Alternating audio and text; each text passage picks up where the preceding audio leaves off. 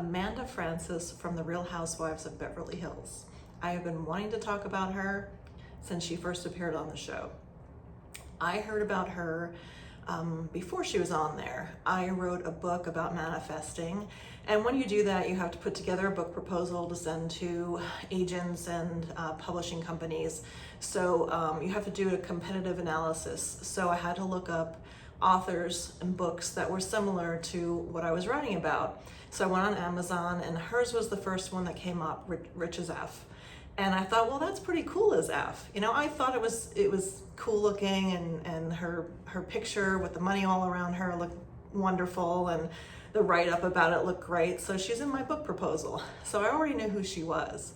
And she does what I do. She teaches about co-creating your life and bringing into your life what you want based on your thoughts. So I was all for it, but for her to be in that kind of an environment that has become such a toxic cesspool of just ratings and let's get these women all riled up and loaded on alcohol and watch the fireworks. Didn't know how she would fare on there, but she was calm and centered through the whole thing. And that's why she met such resistance, because she was unflappable. You know, no matter what they did or what they said, she wasn't going into arguing and drinking and being all wild and crazy. She was being her authentic self, but they took that as being phony, you know, because she's just speaking into existence what it is that she wants in her life, and nothing is going to stop her from that. So kudos to you, Amanda. I think you did a really good job, because you were not playing the game, and that's what unfortunately the rest of them have to do to come back and have the ratings and earn that paycheck and all that stuff. But she was just being herself.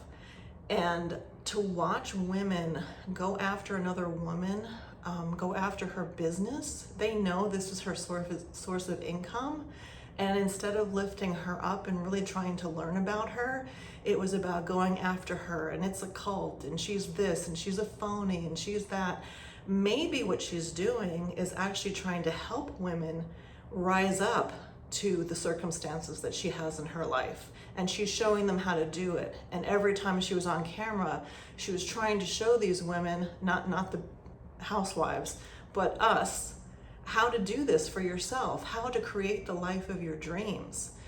That's what I do for my clients. I help them rethink and change the energy in their lives so they can bring what it is that they want into their life.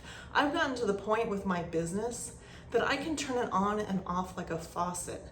If I'm having a week where maybe I'm not feeling good and I don't want to have any clients, I know how to change the energy so that I get a break without even having to block out my schedule. And then when I'm back and I'm feeling great, I turn it right back on. It is something that everybody can do, and that's what she was trying to show them, and through them to show us. So it wasn't anything bad. It wasn't anything woo-woo. They have psychics on there, and sound bath healers and Reiki healers, and all different things on there. But having something where someone is telling you that you can change your life through the way that you think and the way that you hold yourself, that for some reason got attacked. And I don't quite understand it, other than they were seeing something that they didn't understand and didn't want to try and understand. And again, it doesn't make great ratings if you're calm and centered and at peace with yourself and having a great life. So I totally get it. That's what they do. That's what it's for. That's why most of us watch it, because we want the drama.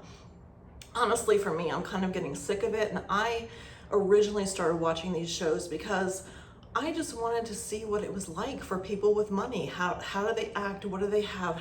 What are their lives really like? And it's just turned into this ugly thing.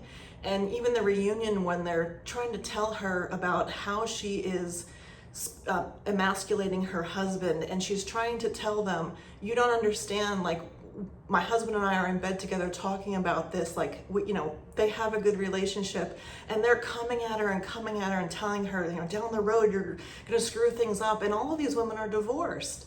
So they're being hypocritical about it. And I just feel like she had so much to offer this group and so much to offer everyone else, a different way of thinking, a different way of being, a rising up. She's trying to help women rise up. But what was looked at was something negative and something ugly, and it was turned around into some, clowny thing that she was doing, and it's not.